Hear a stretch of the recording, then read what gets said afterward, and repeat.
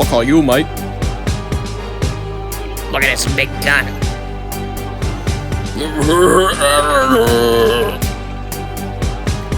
You may now kiss the bride. Bride of the Sitting Dummy. I may or may not have a thing for the haunted mask, but Oh, really? You got a thing going with a haunted mask? Congratulations. don't spread that around. At least it isn't a little girl. Hey everybody, Goosebumps with Dummies here, back at it again with another video. And today we're going to be talking about Bride of the Living Dummy.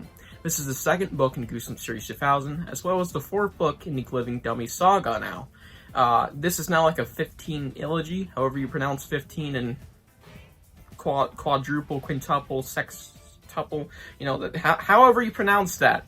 And, Jesus Christ, this is one of the most iconic cover arts, I must say. Look at that. It's amazing, and sadly, it's really zoomed in. This is a very zoomed-in cover art from what could be the greatest book cover of all time, because it looks great zoomed out, but they just zoomed it far in, which is really just a shame. But at the end of the day, I still really like it, so there's that, and you do have the full image on the wiki. But besides the point, they did the cover dirty, even if it looks great. But is the story just as good as the cover? Let's find out. And now for the blurb, only there isn't blurbs, just a paragraph of useless information. Great. So, going off memory here, after recently visiting a puppet show, which went semi-awry, you couldn't really tell, our main character, Jillian, mysteriously runs into Jimmy O. James, the guy who was doing the act at this puppet show. And he leaves behind his dummy, Slappy. Now, this dummy already was weird enough, but once it's entered into the household of Jillian and her two little sisters, and of course, parents, and yada yada, things start going awry, and weird, and strange. Who would have fucking guessed? And that's basically the plot of this. Of course, there's gonna be some love themes involved that are very interesting. I think it is a decent book. In fact, I think it's the most average slappy book from the 90s era of Goosebumps. The score really just rounds out to a flat, well, average score for a dummy book in the 90s. And it's pretty good. So let's get to why. A big compliment I can quickly give this book is that it's actually a really fun ride. And I don't know if it's because it's the first 90s slappy book I've read in ages, or because it's just good.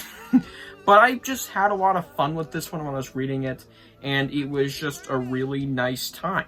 I enjoyed it a lot more than I thought I would, whilst I don't rate it as highly as I actually enjoyed it. It was still definitely affect the score, and it was genuinely just a nice read. Besides that, Jimmy O. James, probably the coolest side character in a long time that I've seen. I'm not gonna say coolest in all of Goosebumps, no, that's just fucking outrageous. But he's a very cool character. Whilst he doesn't have much time on the book, he does add to the story. He is the reason why these kids get slappy. He has some interesting things that you can work around your head and figure out what's been going on with him. And as well as he has an interesting scene that takes place at his house. There was some really nice stuff involving this character and how he's been manipulated by Slappy because he wants to be a great star, and Slappy used him for his own personal gain. Because, you know, Jimmy James thought he was getting a great deal, and then, fucking hell, it went wrong. It's like a deal with the devil. It's really cool. And I just liked Jimmy O. James whenever he was on screen. He was a fun time, even if he didn't do much. Now, besides that, I think that this book had some solid Slappy shenanigans. Yeah. Well, Slappy shenanigans is generally just, well, Slappy shenanigans. I thought this was, well, just solid. This was some of the better Slappy shenanigans I have seen in a while. Weird term, I know.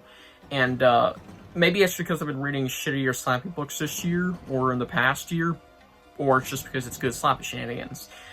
Especially in the climax, Slappy shenanigans there. But you're tired of me saying shenanigans. It's pretty good. You know, it's Slappy puking everywhere and beating kids up. It's violent, and I love it. Well, I really like it. I'm not gonna say I love it. It's not that good, but you know, maybe in theme of the episode, I love it. Okay, that was cringe. Moving on. This book is solid. It has solid Slappy shenanigans towards the end.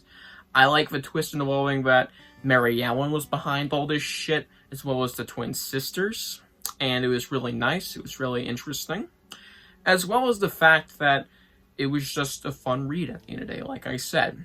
And it's just a fine story. It's actually average for a story, just like the score's going to be. I already told you all that. Anyways, yeah, enough of upsides. Let's get to my few downsides. Wasting no time, Slappy's a pedophile.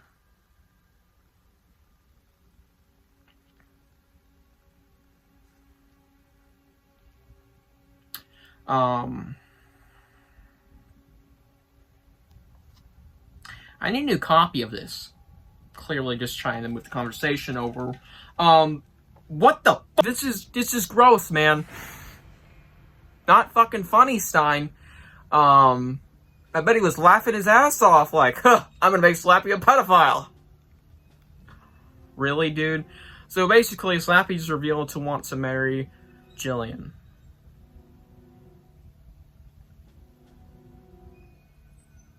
Fuck that. Yeah, I needed a whole minute just to express how fucking stupid that is. I hated it. It deducts a whole point just because it's fucking gross. It's not done in a good comedic way like Old Story, where it's like a solid horror story. No, it's just Slappy's a flat-out pedophile. There's no twist to it where Old Story is aging the kids up in a funny, goofy way. Because I like that episode. Haven't read the book yet. I'll get to it in October. No, it's just Slappy's flat out a fucking pedophile. Moving on from that bullshit, the ending was shit. Some more shit. Really shit ending, alright? And, the twins were really annoying, right? Each of those deduct 0.5. The twins were really annoying throughout the book, and I just was not a big fan of them, even if they did involve a decent twist that they were being, used by Mary Ellen. They were under a lot of pressure. they were under harm's way. It was pretty cool, but whatever. It was what it was, and it was really fucking annoying most of the time when these twins were just like, we didn't do it! Well, he kind of did. Anyways, let's move on to my rating. Now for my rating, I'm going to give this book an 8 out of 10. 0 out of 10 because it's a pedophile. But realistically, an 8 out of 10. It's solid, it's extremely average for the Slappy story, and whilst it has its highs, pretty good scenes in there, and the typical birthday party scene, always gotta be an act that these kids have to do. There's also just generally solid stuff, and I really enjoyed it, past minus the fact that Slappy's a pedophile, but besides point out, besides point, shut up about that.